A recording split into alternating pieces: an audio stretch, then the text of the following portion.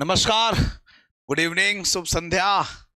और आप सभी का बहुत बहुत स्वागत है टीचर्स एकेडमी के इस ऑनलाइन प्लेटफॉर्म पे। तहे दिल से मैं स्वागत करता हूं दोस्तों। और जैसा कि आप सभी को पता है कि टीजीटी पीजीटी को लेकर के पेपर में न्यूज़ जो आई थी कि दिसंबर या जनवरी में जो है एग्ज़ाम करा सकते हैं।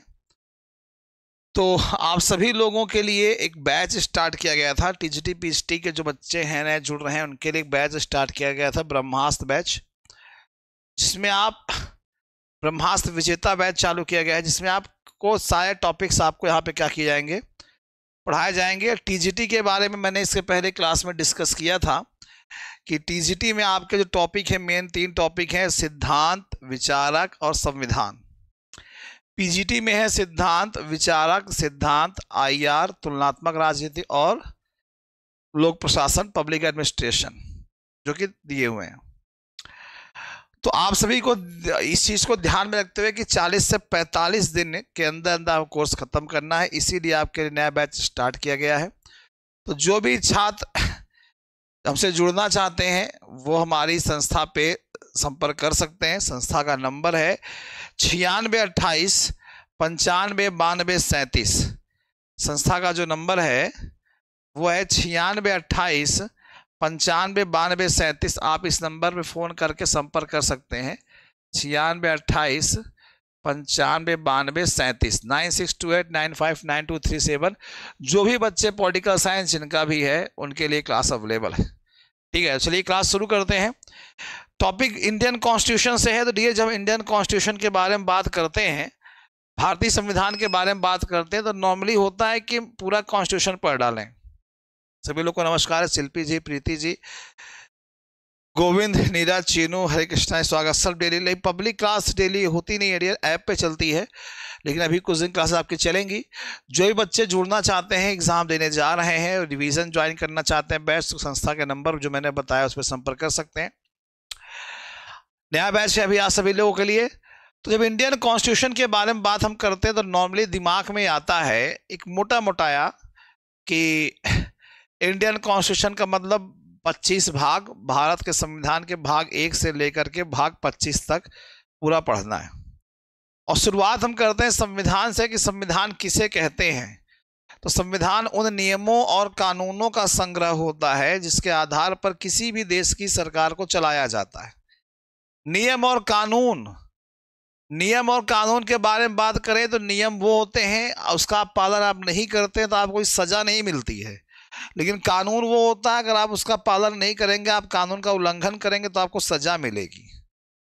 ठीक है, तो संविधान हमारे नियमों और कानूनों का संग्रह है। जैसे संविधान में मूल कर्तव्य लिखा हुआ है, फंडामेंटल ड्यूटी लिखी है, आप उसको नहीं फॉलो करते हैं। 11 ड्यूटी है आपकी इंडियन कॉन्स्टिट्यूशन में, पार्ट 4 में, आर्टिकल नंबर 51 के ए में, अनुच्छेद 51 के का में 11 कर्तव्य हैं आपके।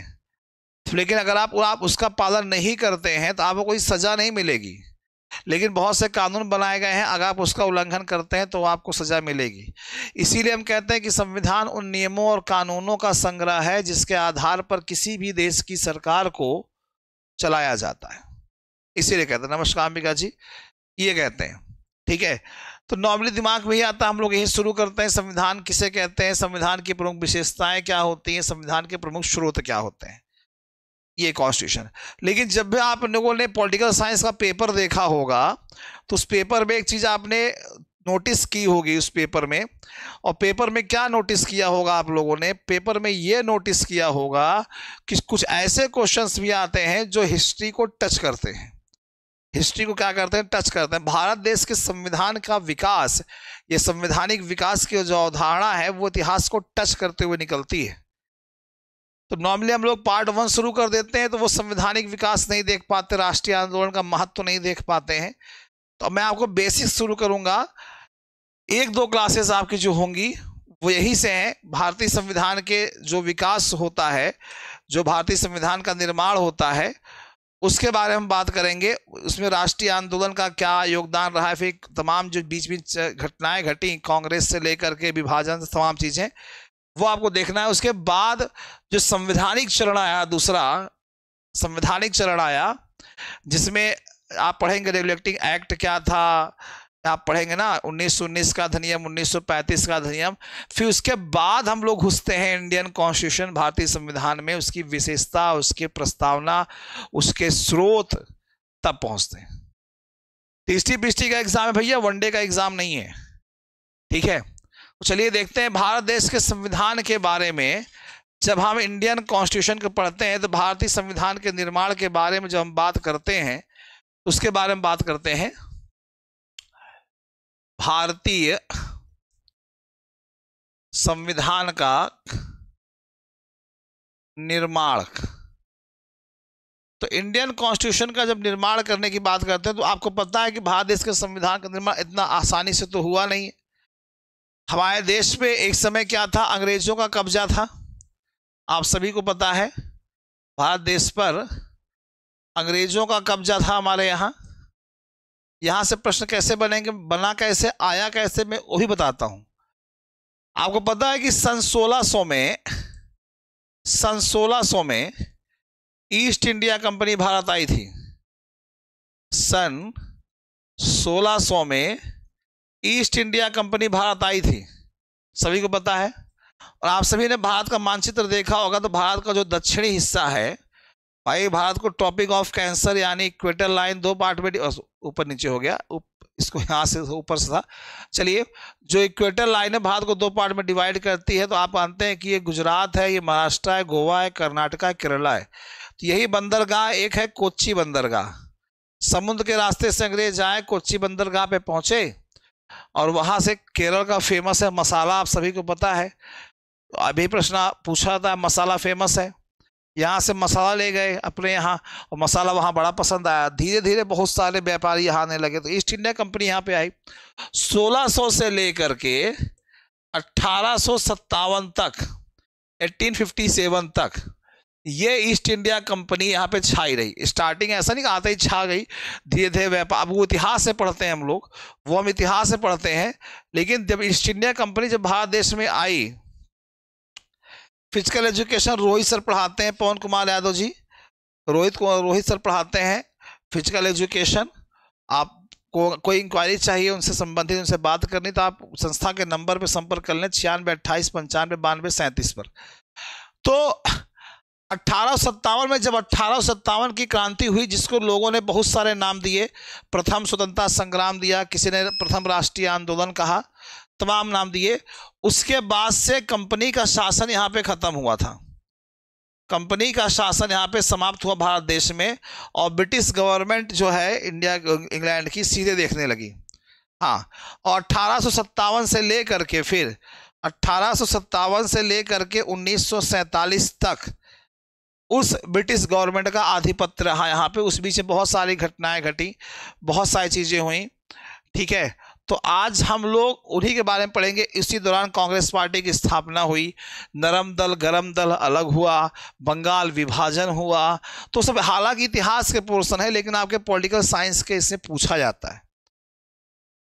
तो अंग्रेजों का भारत पर जब कब्जा हुआ, तो उस स्थिति में भारत क्या कहलाया, भारत क्या कहलाया, भारत उपनिवेश कहलाया। उपनिवेश मतलब समझ रहे हैं ना, जब किसी देश पर दूसरे देश का कब्जा हो जाता है, तो भारत देश पर अंग्रेजों का कब्जा था।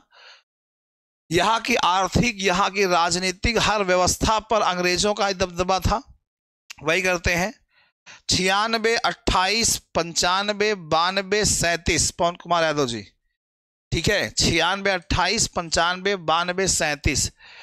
तो उपनिवेश बन गया भारत। अब जब भारत उपनिवेश बन गया, भारत पर अंग्रेजों का दबदबा था, तो यानी भारत में शासन कौन सा हुआ, भारत में शासन हुआ औपनिवेशिक शासन। औपनिवेशिक शासन यानी अंग्रेजों का शासन।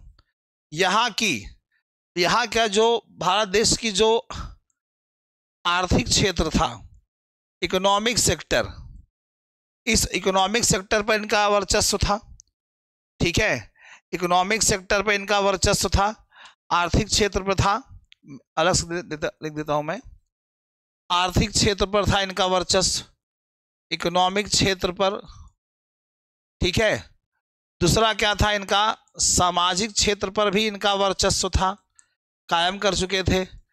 राजनीतिक क्षेत्र पर भी अपना वर्चस्व कायम कर रहे थे, राजनीतिक क्षेत्र में भी, और अगर हम बात करें तो धार्मिक क्षेत्र में भी ये हस्तक्षेप कर चुके थे और कर रहे थे, और आज उसका असर देखने को मिलता है हर तरीके से। भाई आर्थिक क्षेत्र में जब ये वर्चस्व कायम कर रहे थे, आप सभी को पता है इंग्लैंड जो देश है, जो इंग्लैंड देश था, वो इंग्लैंड देश किस में आता है, किस महाद्वीप में आता है? यूरोपीय महाद्वीप में आता है। आप सभी को पता है यूरोपीय महाद्वीप में आता है। अब यूरोपीय महाद्वीप में आता है तो यहाँ से भारत देश से ये इकोनॉमिकल सेक्टर पे कैसे इम्पैक्ट डाल रहे थे? तो भारत से ये क्या ले आते थे? कॉटन ले जाते थे, कपास, ठीक है, नील, ठीक है, कपास यहाँ पे, क्योंकि उस समय कॉटन की डिमांड बहुत थी यूरोप में, यहाँ से कॉटन ले जाते, यहाँ से यहाँ पे किसानों से ज़बरदस्ती नील की खेती करवाते थे, इंडिगो की, उसको ले आते थे। बहुत सारे रॉ मटेरियल, यही नहीं, इसके अलावा बहुत सारे अन्य जो रॉ मटेरियल का मतलब कच्चा माल यहाँ से ले जाते थे, अपने यहाँ इस्तेमाल करते थे, कॉटन से कपड़ा बनाते थे, कपड़ा ला करके उसी कॉटन से कपड़ा बनाते थे इंग्लैंड में, वही कपड़ा ला के भारत में बेचते थे।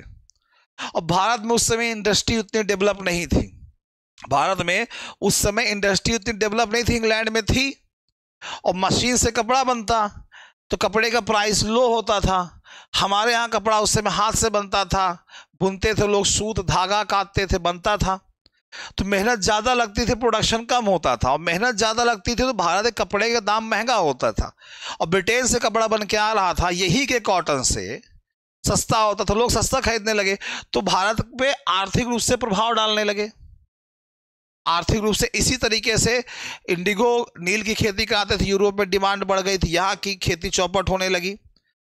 इसी चीज को लेकर के तो दादा भाई नौरोजी ने, आप सभी को पता होगा, एक थ्योरी दी थी, धन निष्कासन का सिद्धांत, धन निष्कासन का सिद्धांत या धन बहिर्गमन का सिद्धांत दादा भाई नौरोजी ने दिया था, थ्योरी दी थी कि अंग्रेज कैसे हमारा धन ले जा रहे हैं, लूट लूट के कैसे ले जा रहे हैं, ठीक है।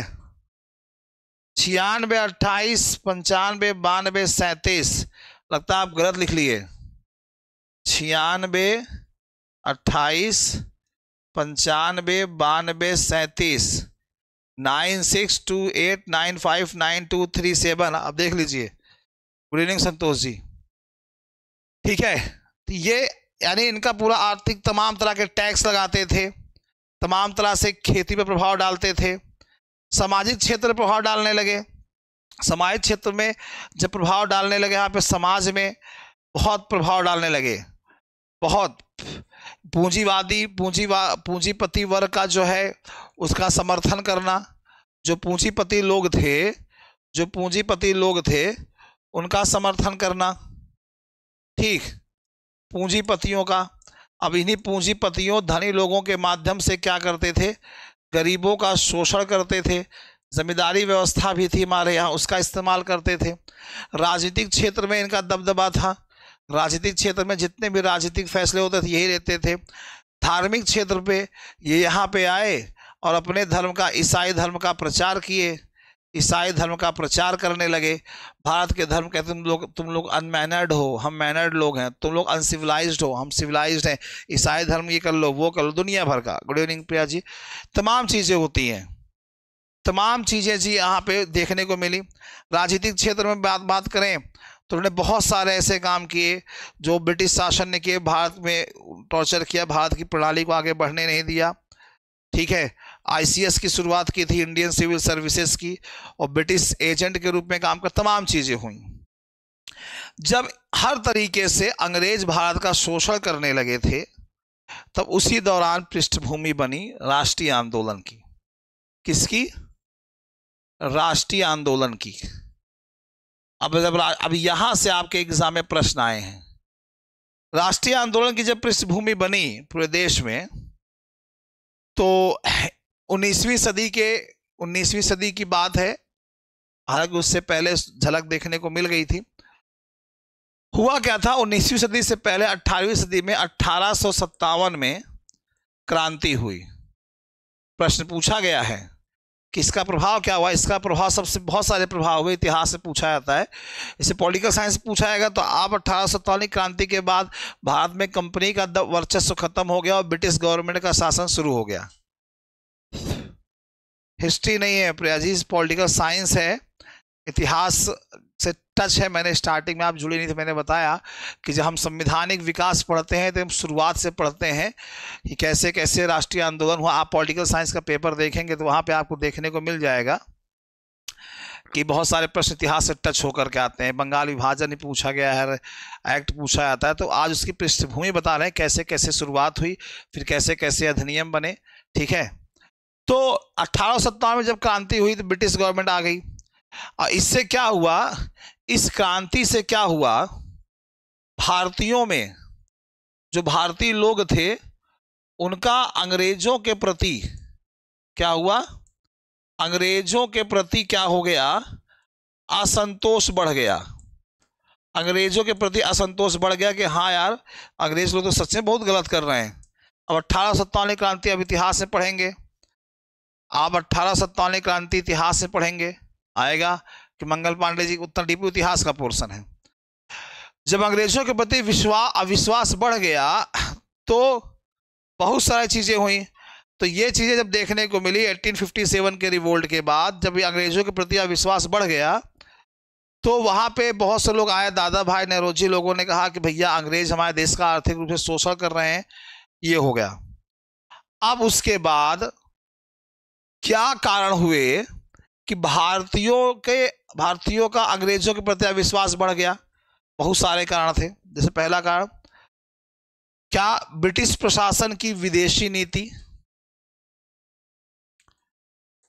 ब्रिटिश प्रशासन की विदेशी नीति, वो हमारे यहाँ विदेशी नीति अपना रहे थे, ये एक इम्पैक्ट था। ठीक है, पाश्चात्य विचारों का प्रभाव, पाश्चात्य विचारों का प्रभाव कि वो वेस्टर्न कंट्रीज से आए थे, यहाँ पे आके अपने धर्म का, अपने विचारों का बोलबाला कर रहे थे, यहाँ के लोगों में क्या बोलते हैं, असंतुष्टि थी, ये भी एक कारण था। सबसे बड़ा योगदान ब्रिटिश प्रशासन के खिलाफ जो लोग जागरूक हुए वो था पत्र पत्रिकाओं का योगदान, पत्र पत्रिकाओं का योगदान। जो मैगजीन छपती थी, आप सभी को पता होगा, बंगाल में इंडिया हिंदू पैट्रियाट के नाम से पत्रिका छपती थी, अमृत बाजार के नाम से छपती थी, याद होगा आप लोगों को। महाराष्ट्र में छपती थी, अंग्रेजी भाषा में केसरी, मराठी में छपती थी, इंडियन मिरर छपती थी बंगाल में। ठीक, ऐसे तमाम पत्रिकाएं उस समय लोगों ने छापा जिसमें अंग्रेजों के बारे में बताया गया कि अंग्रेज किस तरह से हमारे देश का शोषण कर रहे हैं। और ये सारी चीजें क्या हो, ये दिखा देती हैं कि किस तरह से भारतीयों को लूटा गया था। फिर उसके बाद 1885 में ही आप सभी को पता होगा कांग्रेस पार्टी की स्थापना हुई। इसकी स्थापना हुई, कांग्रेस पार्टी की स्थापना हुई 1885 में। लेकिन आप बता दें 1885 के पहले बहुत सारी पार्टियां थी, बहुत सारी संस्थाएं थी। ठीक है, और उस संस्थाओं के कारण ही बहुत सारे विरोध हुए। जैसे इसके पहले जो संस्थाएं थी, कांग्रेस के पहले एक संस्था थी land holder society, land holders, ये पूछा गया है, लैंड होल्डर सोसाइटी 1838 से बनी थी। बिहार, बंगाल और उड़ीसा के जो जमींदार थे उनकी संस्था थी। कहाँ के? बिहार, बंगाल और उड़ीसा के, इन तीनों जगहों के जो जमींदार थे ये उन्हीं की संस्था थी लैंड होल्डर सोसाइटी। ठीक है, अब इनकी संस्था थी। अब जब इनकी संस्था थी, ये लोग का उद्देश्य क्या था? सिर्फ अपने वर्ग के हित को ध्यान देना। अपने वर्ग यानी ये जो लैंड होल्डर्स थे, जिनके पास बहुत सारी जमीनें थी, जमींदार लोग थे, ये सिर्फ और सिर्फ अपने वर्ग के लोगों के हित की बात कर रहे थे। लोगों में असंतोष फैलेगा ही, जाहिर सी बात है। फिर बनी बंगाल ब्रिटिश इंडिया सोसाइटी, ऐसी कई सारी सोसाइटियां थी। बंगाल ब्रिटिश इंडिया सोसाइटी ये थी। ठीक है, अब इसकी स्थापना का उद्देश्य क्या था? आम जनता के हितों की रक्षा करना। आम जनता के हितों की रक्षा करना इसका उद्देश्य था कि हम जो है आम जनता के हितों की क्या करेंगे? हितों की रक्षा करेंगे। ये इनका मोटिव था कि जो आम पब्लिक है हम उसकी क्या करेंगे? हितों की रक्षा करेंगे। 1851 में क्या हुआ? लैंड होल्डर सोसाइटी और बंगाल ब्रिटिश इंडिया सोसाइटी दोनों एक हो गई। 1851 में ये दोनों एक हो गई। ये दोनों सोसाइटी जो थी ये 1851 में एक हो गई, ज्वाइंट हो गई। और जब ज्वाइंट हो गई तो बातें खत्म। फिर 1866 में इसी तरह से ईस्ट इंडिया एसोसिएशन बना था। इंग्लैंड में राजनीतिक प्रचार करने के उद्देश्य से भारतीय छात्रों ने इस संस्था की स्थापना की थी। इंग्लैंड में राजनीतिक प्रचार करने के उद्देश्य से भारतीय छात्रों ने स्थापना की थी ईस्ट इंडिया एसोसिएशन की 1866 में। फिर पूना सार्वजनिक सभा बनी थी 1870 में। 1870 पूछा गया है प्रश्न। 1870 में पूना सार्वजनिक सभा, इसकी स्थापना जस्टिस महादेव गोविंद रनाडे जी थे, जीवी जोशी थे, चीप लांकर सर थे और सहयोगी लोग थे। फिर इंडिया लीग बनी 1875 में। शिशिर कुमार घोष ने बंगाल में इसकी स्थापना की। फिर इंडियन नेशनल एसोसिएशन बना 1876 में। इसकी स्थापना सुरेंद्र नाथ बनर्जी और आनंद मोहन बोस ने की थी। तमाम चीजें हुई। जितने भी संस्थाओं के मैंने नाम लिए हैं यहां से इक्का दुक्का प्रश्न आपके एग्जाम में बने हैं। शिशिर कुमार घोष पूछे गए हैं। आप टीसी पीएचडी का प्रैक्टिस सेट आकर देखेंगे पॉलिटिकल साइंस का, तो पॉलिटिकल साइंस पूछे गए हैं कि शिशिर कुमार घोष जो है किस लीग के किस संस्था की स्थापना की थी? इंडियन लीग की 1875 में पूछा गया प्रश्न है। जितने भी संस्थाओं के नाम मैंने लिए हैं ये कांग्रेस पार्टी से पहले की संस्था थी।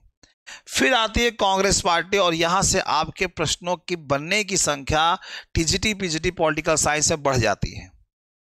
कांग्रेस पार्टी की स्थापना की अगर हम बात करें, बहुत सारे प्रश्न सिर्फ कांग्रेस पार्टी से बने हैं। स्थापना कब हुई? 1885 में। बहुत बार पूछा हुआ है। कहाँ हुई? बंबई में हुई थी। बंबई में कहाँ? गोकुलदास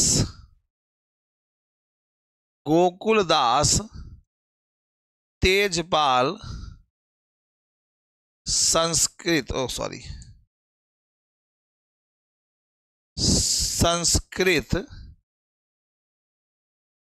महाविद्यालय।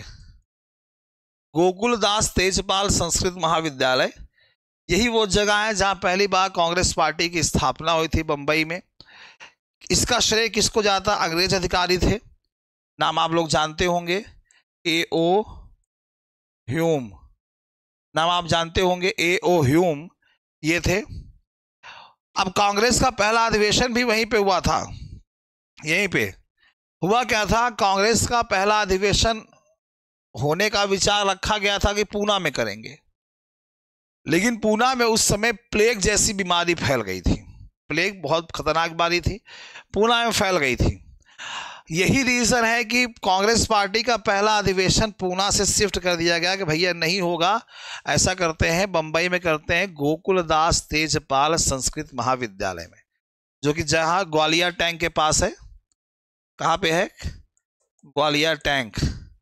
ठीक है, यहीं पे क्या हुई? इसकी स्थापना, यहीं पे इसका पहला सेशन हुआ। ठीक है, याद रखिएगा। दादा भाई नौरोजी जो थे उन्हीं के सुझाव पे इस संस्था का नाम कांग्रेस रखा गया था, भारतीय राष्ट्रीय कांग्रेस। क्या? भारतीय राष्ट्रीय कांग्रेस। ये किसने रखा था नाम? दादा भाई नौरोजी ने ये नाम रखा था। कांग्रेस के पहले अध्यक्ष कौन बने थे? व्योमेश चंद्र बनर्जी। चीनू जी कह रहे हैं सर, हाँ, WC बनर्जी। पहले अध्यक्ष व्योमेश चंद्र बनर्जी सर कांग्रेस पार्टी के पहले अध्यक्ष बने थे। कांग्रेस का जब पहला अधिवेशन हुआ था, ये भी सारे प्रश्न बने हैं आपके एग्जाम में, तो इसमें 72 रिप्रेजेंटेटिव थे, 72 प्रतिनिधि थे। ये सारे प्रश्न जो बता रहा हूं आप टीजीटी पीजीटी पॉलिटिकल साइंस का पेपर उठा के देखिएगा, बहुत पहले बने हुए आसान प्रश्न तब आते थे। ठीक है, इतिहास से जुड़े हुए हैं।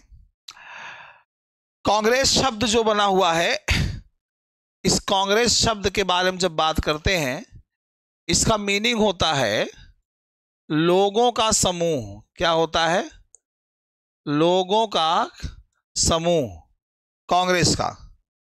ठीक है, याद रखिएगा। कहा जाता है कि कांग्रेस पार्टी की स्थापना का विचार सबसे मन में किसके पास आया था, किसके मन में आया था? प्रश्न पूछा जाता है कि कांग्रेस किसके दिमाग की उपज है, तो कांग्रेस पार्टी डफरिन के दिमाग की उपज है। डफरिन के दिमाग की क्या है? उपज है कांग्रेस पार्टी। डफरिन के दिमाग की उपज मानी जाती है, उन्होंने कहा था। ठीक, कांग्रेस के बारे में अगर हम बात कर रहे हैं तो यहां इस पार्टी में दो तरह के नेता हुआ करते थे। होते थे गरम दल, दूसरा होता था नरम दल। ये सब आपके पॉलिटिकल साइंस से पूछा गया है, तो इसीलिए मैं इसको रफली, चूंकि आप पढ़ते इतिहास में हैं, लेकिन वो पोर्शन जहां से आपके पॉलिटिकल साइंस में क्वेश्चन टच करते हैं, मैं उसको कवर कर दे रहा हूं। गरम दल और नरम दल, दोनों में डिफरेंस क्या था? नरम दल जो था, यानी इसमें जो इसको दूसरे भाषा में कहते हैं उदारवादी दल था। इसमें नेता जो थे उदारवादी थे। पूछा गया प्रश्न है कौन कौन आता था इसमें? गोपाल कृष्ण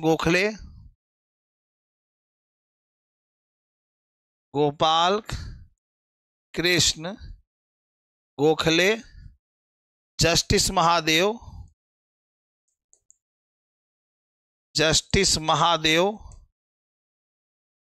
ये पूछे गए प्रश्न है ये डियर। गोविंद रनाडे, फिरोज शाह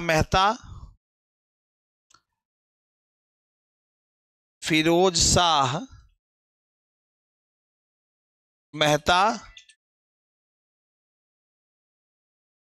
और दादा भाई नौरोजी। कौन होता था इसमें? दादा भाई नौरोजी, ये थे इसमें।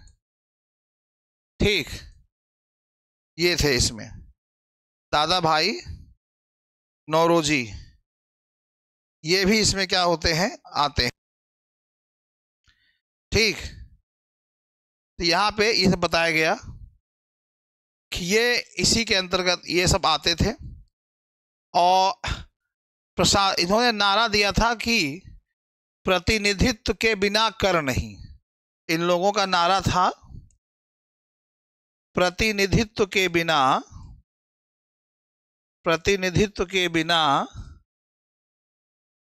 कर नहीं, टैक्स नहीं। अगर आप हमको हमारे में से ही किसी प्रतिनिधि को नहीं चुनेंगे, हाँ तो बाल गंगाधर उग्रवादी, हमने बाल गंगाधर इसमें लिखा कहाँ है, तो उसके बिना हम कोई टैक्स नहीं देंगे। इन्होंने ये चाहते थे, ये लोग क्या करते थे? अंग्रेजों से जो डिमांड करते थे वो कानून की चार दीवारी के अंतर्गत रह के करते थे। कानून की चार दीवारी के अंदर रह कर ऐसा डिमांड करते थे, आंदोलन भी करते थे। तब भी इनको ब्रिटिश न्यायपालिका पे भरोसा था कि हम शांतिपूर्ण तरीके से आंदोलन करेंगे, चिट्ठी लिखेंगे, हड़ताल करेंगे, तो न्यायपालिका क्या करेगी? हमारा सपोर्ट करेगी। ठीक है, इन्होंने बहुत सी मांगों को उठाई, बहुत से भारतीय उद्योगों की सुरक्षा की मांग उठाई। सिविल सर्विसेज जो आईसीएस का एग्ज़ाम होता था, यहाँ पे नहीं होता था उस समय भारत में, उस समय इंग्लैंड में ही होता था। उस समय आईसीएस कहते थे, इंडियन सिविल सर्विसेज।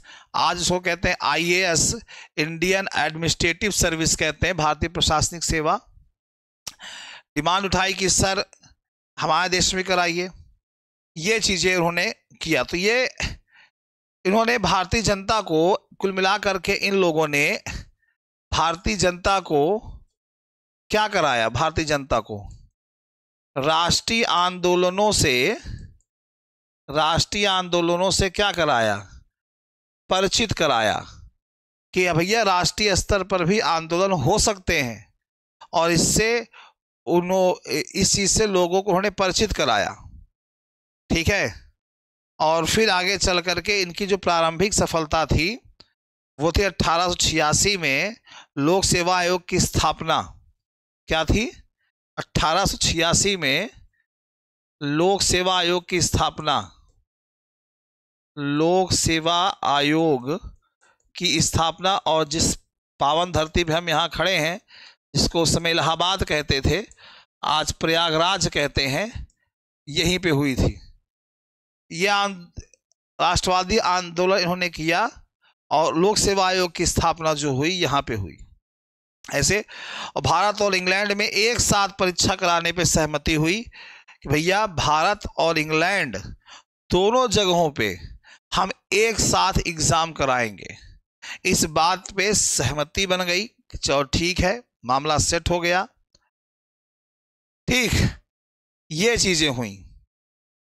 और उग्रवादी की बात अगर हम करें, जो गरम दल था, या जिसको उग्रवादी भी कहते हैं, उग्रवादी दल, ये लोग क्या कहते थे?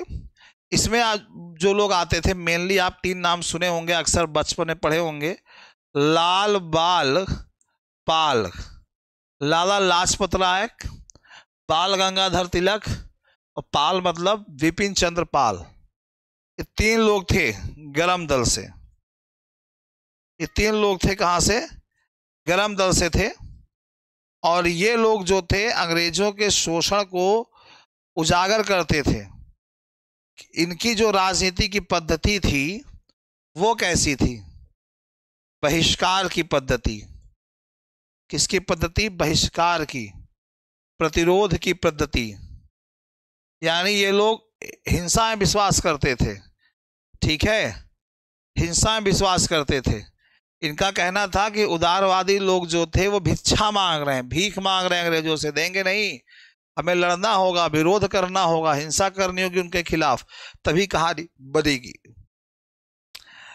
तो तमाम चीजें हुई, ये हुआ। फिर उसके बाद 1909 में, अब जो पॉइंट यहां से बताने जा रहा हूं, यहां से कई सारे प्रश्न बने हैं। बंगाल विभाजन, आप सभी ने पढ़ा होगा इतिहास में। 20 जुलाई 1905 को बंगाल विभाजन की घोषणा की गई थी, लेकिन 16 अक्टूबर 1905 से प्रभावी हुआ था। कब से? 16 अक्टूबर 1905 से ये एक्टिव मोड में आया था। बंगाल विभाजन आप सभी बहुत फेमस रहा, आप लोगों ने सुना होगा। ठीक है। और पूछा गया प्रश्न कि इसके समय भारत का वायसराय कौन था? तो बंगाल विभाजन के समय भारत का वायसराय लॉर्ड कर्जन, ये भारत का वायसराय था उस समय, लॉर्ड कर्जन। वायसराय को ही गवर्नर जनरल बोलते हैं। 1857 की क्रांति के पहले इनको गवर्नर जनरल कहा जाता था, लेकिन 1857 की क्रांति के बाद गवर्नर जनरल की जगह हो गए वायसराय। ठीक है, हाँ बिल्कुल नीरज जी। तो लॉर्ड कर्जन थे, प्रयागराज में कर्जन पुल है, इन्हीं ने बनवाया था। 16 अक्टूबर 1905 को जब ये लागू हुआ, तो इसी दिन जो है बंगाल में सभी लोगों ने उस दिन को शोक दिवस के रूप में मनाया। अब धीरे धीरे पब्लिक जागरूक हो रही है, फिर अंग्रेज आंदोलन होगा। जितने आंदोलन हुए मैं शॉर्टकट में सब बताऊंगा आपको। आज और कल की क्लास में, परसों क्लास में संवैधानिक विकास शुरू होगा। भारत शासन अधिनियम 1919, 1935, इतने भी हैं सब।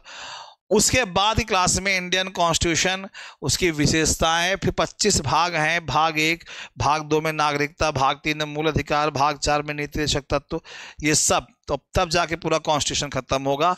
क्योंकि पॉलिटिकल साइंस के पेपर में इतिहास का कुछ पोर्शन जो टच करता है, मैं उसको बता रहा हूँ यहाँ पे, क्योंकि आता है ये। आप प्रीवियस ईयर का टीजीटी, पीजीटी, एलटी का पॉलिटिकल साइंस का पेपर उठा के देख लीजिए, नेट जेआरएफ का उठा के देख लीजिए, आपको वहाँ पे ये क्वेश्चन आपको पॉलिटिकल साइंस में देखने को क्या हो जाएंगे, मिल जाएंगे। आपको देखने को क्या हो जाएंगे, मिल जाएंगे। ठीक है, आप सभी लोगों के लिए TGT-PST-LT का जो नया बैच स्टार्ट है, समझ लीजिए आपकी पहली क्लास है, 40 दिन के अंदर कोर्स खत्म करने का रिवीजन टारगेट है। अगर आप भी जुड़ना चाहते हैं तो हमारी संस्था के नंबर पे 9628 95 92 37 9628959237 पे आप कॉल कर सकते हैं। कॉल बिजी है तो अपना व्हाट्सअप छोड़ सकते हैं उस पर। अब 1905 से जब बंगाल विभाजन हुआ उस दिन शोक दिवस मनाया गया, लोगों ने उपवास रखे, वंदे मातरम का गीत भी गाया गया था, एक दूसरे को राखी बांधी गई थी। इतिहास में पढ़े होंगे आप लोगों ने, ये हुआ था। बंगाल विभाजन पर गोपाल कृष्ण गोखले ने कहा था यह एक निर्मम भूल है, यह एक निर्मम भूल है। किसने कहा था? गोपाल कृष्ण गोखले ने कहा था बंगाल विभाजन करना। ये चीजें हुई, अब लोगों के अंदर असंतोष बहुत जबरदस्त तरीके से फैल गया था। आपको पता होगा रविन्द्रनाथ टैगोर ने इसी समय गीत लिखा था अमार सोनार बांग्ला। पूछा गया प्रश्न है अमार सोनार बांग्ला, अमार सोनार बांग्ला, ये गीत लिखा था रविन्द्रनाथ टैगोर ने, और आगे चल के 1971 में बांग्लादेश का राष्ट्रीय गान बना था। 1971 में ये क्या हुआ था? बांग्लादेश का राष्ट्रीय गान बना ये गीत अमार सोनार बांग्ला, जो कि रविन्द्रनाथ टैगोर ने लिखा था इसी समय। रविन्द्रनाथ टैगोर की जो गीतें लिखी थी, बहुत सारे गीत लिखे थे, गीतांजलि आप सभी को पता होगा, रविन्द्रनाथ टैगोर सर की गीतांजलि, यही पूछा गया आपके एग्जाम में कि जो गीतांजलि लिखी थी इन्होंने, इस गीतांजलि के लिए, मात्रा ऐसे होगा गीतांजलि, इनके लिए इनको नोबेल साहित्य पुरस्कार भी मिला है। ये सब पूछे गए प्रश्न है डियर, हल्के मत लीजिएगा। नोबेल साहित्य पुरस्कार मिला है टैगोर जी को, गीतांजलि के लिए नोबेल साहित्य पुरस्कार मिला है। ठीक है, अब इस विभाजन की वजह से, अच्छा विभाजन क्यों किया? कि कहा कि बंगाल में बंगालियों की आबादी कम करके उन्हें अल्पसंख्यक बनाना था। उससे बंगाल में क्या था? बंगाल में 1,70,00,000 बंगाली थे और 3.70 करोड़ उड़िया भाषा बोलने और हिंदी भाषा बोलने वाले लोग थे। कहा कि इनको अलग कर देंगे, फूट डालो और राज करो। इसे लोगों ने, अभी सारी घटनाएं उस दौरान घटी, ये गीत लिखा गया, गीतांजलि, तमाम चीजें। इसके पीछे एक मेन उद्देश्य था धार्मिक विभाजन करना। बंगाल का विभाजन करके ढाका को बहुसंख्यक मुस्लिम आबादी वाले प्रांत की राजधानी बनाना था, कि जो बहुसंख्यक मुस्लिम वाला प्रांत है, बंगाल को अलग करके ढाका को उसकी राजधानी बना देंगे। अब धर्म के आधार पर बांट रहे थे, वही सब बात उठी ना, फूट डालो राज को। अब लोगों के अंदर क्रोध भड़क रहा था, अब धीरे धीरे आंदोलन आग पकड़ रहा था, तब जाके आज़ादी मिली थी। ठीक है, याद रखिएगा। फिर आगे चल करके 1906 में 1905 में तो बंगाल विभाजन हुआ, 1906 में कांग्रेस का अधिवेशन हुआ। कांग्रेस का अधिवेशन हर साल कहीं ना कहीं होता था, हर साल। 1906 में जो हुआ वो कहाँ पे हुआ था? कलकत्ता में हुआ था, कोलकाता में कांग्रेस पार्टी का अधिवेशन हुआ। और नरम दल और गरम दल जो थे, उदारवादियों और उग्रवादियों के बीच में विवाद हो गया था। ठीक है, गरम और नरम में विवाद। अब आप इसे अच्छे से याद रखें कि नरम दल और गरम दल का विभाजन कब हुआ, विवाद कब हुआ? तो कांग्रेस का कोलकाता सेशन 1906 में विवाद उत्पन्न हो गया था। ठीक है, लेकिन समस्या का समाधान तब हो गया जब दादा भाई नौरोजी को क्या कर दिया गया, कांग्रेस पार्टी की तरफ से अध्यक्ष बना दिया गया कि ये सर क्या होंगे, अध्यक्ष होंगे। तो विवाद समाप्त भी हो गया। तो विवाद क्या हो गया, समाप्त हो गया, सभी ने सहमति दे दी, नरम दल गरम दल के लोगों ने, ठीक है आप दादा भाई नौरोजी को क्या बनाइए, अध्यक्ष बनाइए, हम लोग सहमति देते हैं, तो मामला रफा दफा हो गया। अब 1906 में ये हुआ। उसके बाद उसी समय दादा भाई नौरोजी ने इसी कलकत्ता अधिवेशन में सबसे पहले एक शब्द का इस्तेमाल किया, और वो शब्द जो था वो था स्वराज शब्द। कौन सा शब्द था? स्वराज शब्द। यहीं पे इन्होंने इसका जिक्र किया, ये शब्द इस्तेमाल किया, स्वराज शब्द का इस्तेमाल किया, स्वराज की मांग नहीं की, स्वराज शब्द इस्तेमाल किया। पूछा गया था, आप इस बात को ध्यान रखिएगा। फिर 1907 में 1907 में क्या हुआ? सूरत में आयोजन हुआ, बहुत ही फेमस रहा है, पूछा गया प्रश्न है। सूरत में अधिवेशन हुआ कांग्रेस पार्टी का। अब जब सूरत में अधिवेशन हुआ कांग्रेस पार्टी का, तो वहां पे कांग्रेस पार्टी का अध्यक्ष कौन बनेगा, इसको लेकर के उदारवादी और उग्रवादी यानी नरम दल और गरम दल के बीच में फिर से बंटवारा हो गया, फिर से विवाद हो गया कि कौन बनेगा, हम बनेंगे तुम बनोगे, इस तरह से विवाद हो गया। जहां पे उग्रवादी लोग ये कह रहे थे कि लाला लाजपत राय बनेंगे, लाला लाजपत राय बनेंगे, उग्रवादी लोग कह रहे थे, गरम दल के लोग। वही नरम दल अर्थात उदारवादी लोग कह रहे थे कि नहीं, रास बिहारी बोस बनेंगे अध्यक्ष, रास बिहारी बोस अध्यक्ष बनेंगे। मामला टकरा गया, ठीक है, और फाइनली रास बिहारी बोस ही बने थे अध्यक्ष, रास बिहारी बोस यही अध्यक्ष बने थे, ठीक है। और यहाँ पे कांग्रेस का विभाजन हो गया था। तो 1907 के सूरत अधिवेशन में क्या हुआ? कांग्रेस का विभाजन, पूछा गया प्रश्न है। फिर आगे चल करके विभाजन हुआ तो स्थितियां बड़ी खराब हो गई। अब धर्मपंथी अरमपंथी अलग पड़ गए, आपस में टकराव होने लगा, तमाम चीजें हो गई। उसी दौरान उसी के बाद आगे चल के कई सारे आंदोलन हुए, लेकिन उसी बीच 1907 के पहले 1906 में एक बहुत इंपॉर्टेंट चीज उठ गई सामने, वो मुस्लिम लीग। नाम आप लोगों ने सुना होगा, मुस्लिम लीग की गठन की बात उठ गई, मुस्लिम लीग के गठन की बात उठ गई। अब मामला और गर्मा गया, अब बवाल मच रहा है, ठीक है। ढाका में बैठक हुई, अधिवेशन को उस सभा में सलीमुल्लाह साहब थे, आगा खां साहब थे, नवाब बाकर उल मुल्क साहब थे, और बाकर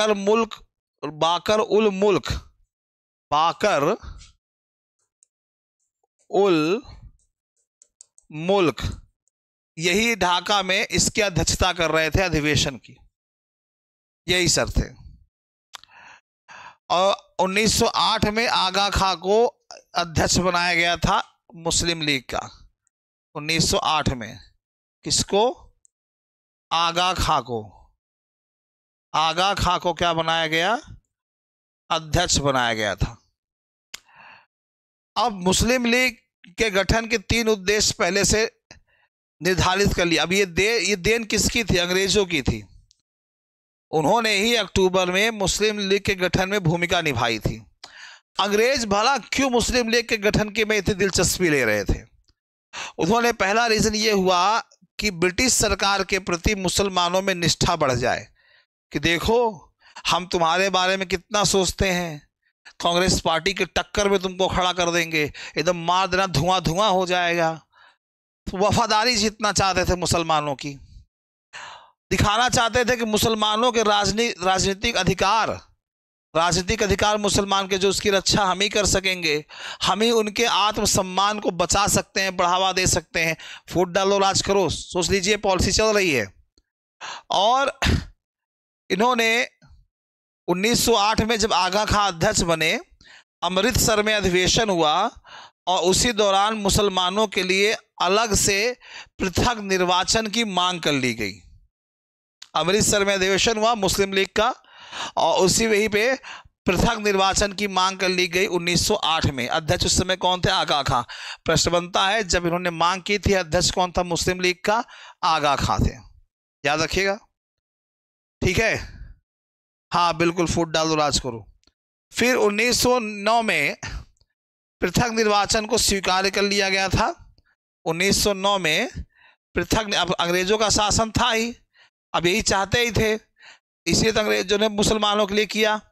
और फिर जब 1908 में मुसलमानों की तरफ से मुस्लिम लीग की तरफ से डिमांड हुई अलग निर्वाचन की, कि अलग से निर्वाचन हो, चुनाव हो हम लोग का, तो 1909 में सरकार दबदबा तो अंग्रेजों का था ही, पहले से ही था, अंग्रेजों ने स्वीकार कर लिया। अब धर्म के नाम पे लड़ो, चलो फूट डालो। यहीं से दो राष्ट्र का उदय होना शुरू हुआ, दो राष्ट्र का उदय यहीं से,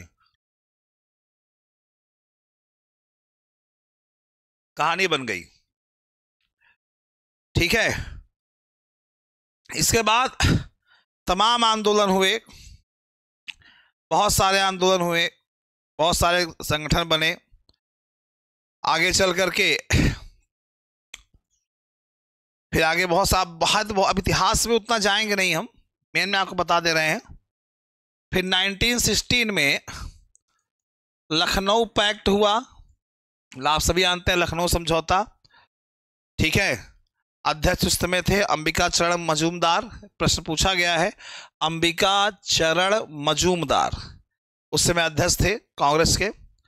अंबिका चरण मजूमदार कांग्रेस के अधिवेशन में अध्यक्ष थे 1916 में लखनऊ में।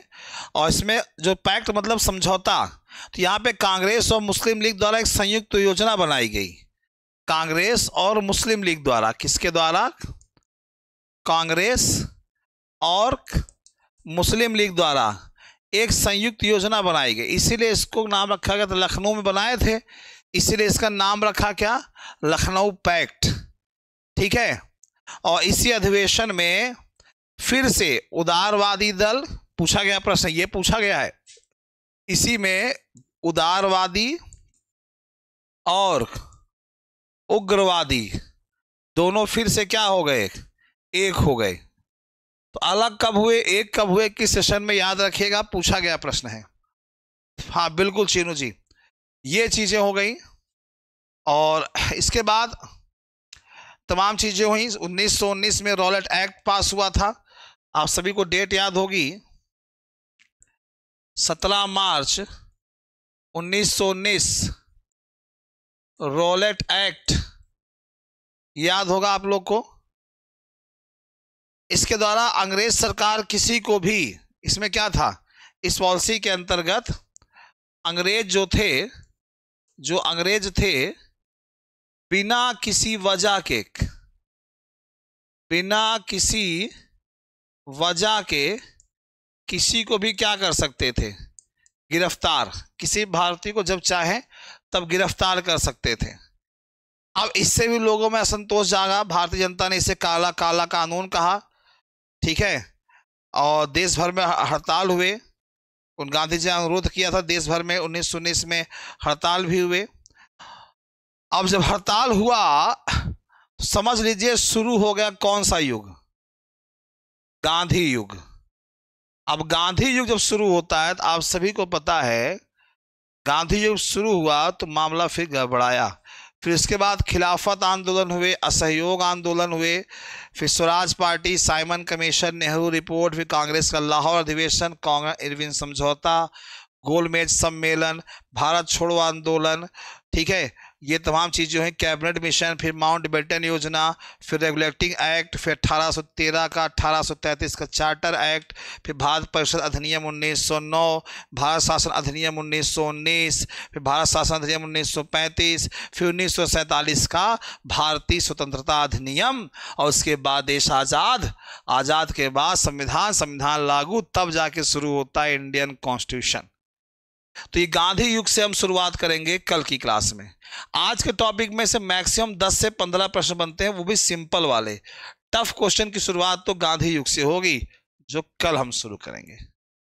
तो टीजीटी, पीजीटी, एलटी की अगर आप तैयारी कर रहे हैं, साथ ही साथ यूजीसी नेट जेआरएफ की अगर आप तैयारी कर रहे हैं, तो टीचर्स एकेडमी के इस ऑनलाइन प्लेटफॉर्म पे यूजीसी नेट जेआरएफ की भी तैयारी होती थी। लेकिन टीचर्स एकेडमी का अपना खुद का एक अलग चैनल, सेकंड ब्रांच है यूजीसी एकेडमी, जहां पे पॉलिटिकल साइंस नेट जेआरएफ की क्लासेस चलती हैं शाम 4 से 5, और टीजीटी, पीजीटी, एलटी जैसे एग्जामों की तैयारी होती है टीचर्स एकेडमी के चैनल पे शाम 5 से 6। तो अगर आप लोग भी टीजीटी पीएचडी का एग्जाम इस बार देने जा रहे हैं, जो कि सुनने में आया, पेपर में दिया था आयोग की तरफ से कि दिसंबर जनवरी में एग्जाम करा सकते हैं, अगर आप भी जुड़ देने जा रहे हैं तो आपके लिए रिवीजन बैच स्टार्ट है 45 से 50 दिन तक, 45 दिन मान के चलिए। आप भी जुड़ना चाहते हैं तो हमारी संस्था के नंबर पे 9628 95 92 37 37 इस नंबर पे कॉल कर सकते हैं या इस पे व्हाट्सअप कर सकते हैं। नेट जेआरएफ के बच्चे जो एग्जाम देने जा रहे हैं 1 जनवरी से 19 जनवरी तक, उनके लिए भी यूजीसी एकेडमी में बैच स्टार्ट है। ठीक है, आईआर का टॉपिक चल रहा है, यूनिट 5 भी चल रहा है और साथ में यूनिट 7 भी चल रहा है, इंडियन कॉन्स्टिट्यूशन। जुड़ना चाहते हैं तो आज ही जुड़ सकते हैं। इसके लिए आपको वही करना है, हमारी संस्था के नंबर पे 9628 95 92 37 पे कॉल करना है या फिर उसे व्हाट्सअप करना है। ठीक है, तो चलिए कल मिलते हैं आप लोगों से, तब तक के लिए दीजिए इजाजत। सभी लोग को बाहर नमस्कार। चीनू कह जाए सर एमसीक्यू लाया करें, 2-4 दिन रुक जाइए, कुछ दिन थ्योरी पढ़ा देते हैं, फिर थ्योरी आपकी चलेगी पेड बैच में ऐप पर, फिर आपकी पब्लिक क्लास में प्रैक्टिस ही लेके आएंगे। ठीक है, फिलहाल कल इस गांधी युग को समाप्त करते हैं उसके बाद एक्ट सारे पढ़ाएंगे, और जब एक्ट पहुंचेंगे, जो रेगुलेटरी एक्ट पहुंचेंगे, भारत शासन अधिनियम 1909, 1919, 1935, ये सब बहुत इंपॉर्टेंट है, वहां से कॉम्प्लिकेटेड क्वेश्चन बनते हैं, कथन कारण